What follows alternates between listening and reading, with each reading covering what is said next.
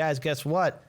It's still There you go. a Tulsi time. There we go. There, I hit the right one this time and not that other one. It's a Tulsi time, everyone. That's right. We're still continuing with Tulsi Gabbard. So what's going on, Daniel, with this story? Because apparently MSNBC doesn't like Tulsi, or someone there doesn't like Tulsi. What's going on? I really like MSNBC. Okay, so this is a article that is going over how, kind of going on with our previous story, as Tulsi Gabbard gains power and influence, the claws come out stronger and stronger. And I would, I'll keep that thought to myself till after I read this to you guys. Okay, so progressive journalist Michael Tracy claimed Tuesday, that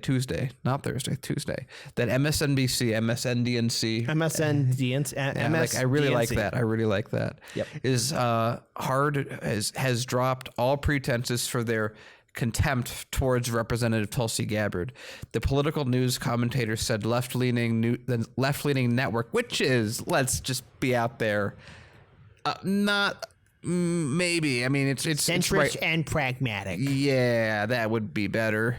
Has treated her fellow 2020 candidates, including businessman Andrew Yang and Senator Bernie Sanders, unfairly. But he argued that with Tulsi Gabbard, it crosses a certain threshold. Fundamentally, they're beholden to whatever the market incentives are, and right now, within their market interests, it's within their market interest to depict Tulsi Gabbard as an infiltrator, as a Trojan horse in the Democratic Party, and not deal on the substance with what she's saying, which is why over and over they tar her as a Russian plant, essentially. Tracy told Hill TV, there's no one who can really offer any kind of countervailing view because it's not economically advantaged for them at this point, he added. So let's go into this.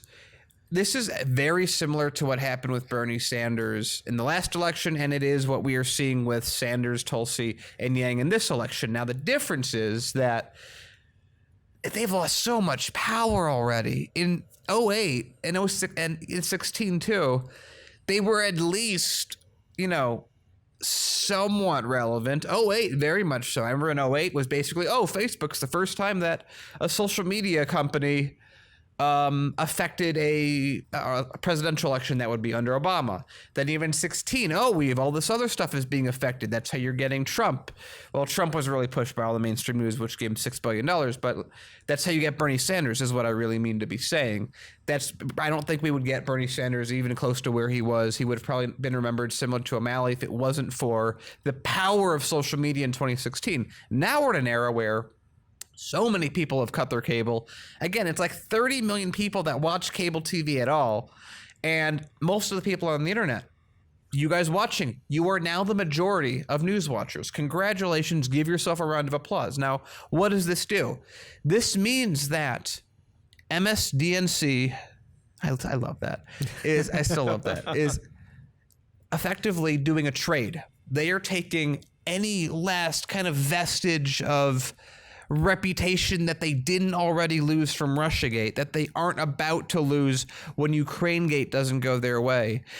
And all what they've already done with Yang, they've pissed off, NBC, what have they done? They've pissed off every Yang supporter who, if there were any that liked NBC, now don't. And they're going to tell their friends that still watch TV about that.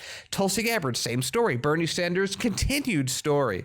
So they can attack and attack and attack. And just like the U.S. in foreign policy, they look like they are trying everything they have and they're losing control because they are. This is what it looks like. This is what, if they had control of the situation, they would just ignore Tulsi Gabbard like they tried to do, and she would go away. But they don't, because of people like you and everything else that we're doing, and the coverage that Tulsi's gotten, and the work that she's done on her campaign, which she takes responsibility for, unlike certain other candidates. Come on, Pete Buttigieg. She is able to actually prevail because of this narrative. She's gotten to where she is by taking these attacks, which again stemmed from Clinton not being able to take responsibility for the loss of 2016 and still holding people like Tulsi personally responsible for her loss against Trump because can't take responsibility. So all they're doing is getting a short-term gain of clicks and maybe a few people seeing it. But let's be real. How many people read this article and are like, I've never heard of Tulsi Gabbard. Now I feel a way about it that I didn't before. They've already saturated themselves. All they're doing now is making themselves look like even more of a joke. Yeah. So again, look, let's just keep this real, guys. The DNC and corporate media wouldn't be working as hard to destroy Tulsi Gabbard were they not afraid of her. The DNC establishment and the corporate media, all what they can do right now is smear progressives and independents and hope that somehow it will do the job. And in fact, it's not working at all because people remember 2016. They remember that how corporate media has failed to do its job. Corporate media only exists to give access to the top 1%, and it gives this pretty narrative that everything's fine. Our infrastructure is falling apart. Climate change is a real threat. We are at risk of a clear economic depression that's coming our way. We are in these endless wars. Money in politics is crippling our democracy. None of these establishment candidates like Joe Biden, Cory Booker, Kamala Harris, Amy Klobuchar, Pete Buttigieg, none of them are talking about, these issues. None of them are in support of Medicare for all. Neither is Elizabeth Warren. But yet, who are the two candidates that are really consistent in talking about these issues? Senator Bernie Sanders and Representative Tulsi Gabbard. And yet MSDNC thinks that that if they could smear Tulsi Gabbard, it'll work. Well, Tulsi Gabbard is still gaining momentum. Tulsi Gabbard is leading in a lot of polls. And not to mention, the DNC is doing whatever it can to remove those polls because they're afraid of what Tulsi Gabbard can do. She's a giant slayer and can actually get the job done and can stand toe-to-toe against the establishment and the DNC. And I also want to add before we read the super chat that Yang isn't actually in the bubble of they're still trying to ignore him. They haven't outright gone where they're going with Tulsi Gabbard. They haven't outright gone when they're with Bernie. So the thing that Yang gangers watch and have to look forward to is, well, good news. You know what's coming for you. Yeah. And also we got a super chat from DCK Punk, good friend of the show. Can we talk about how the right is eating itself over Chick-fil-A, please?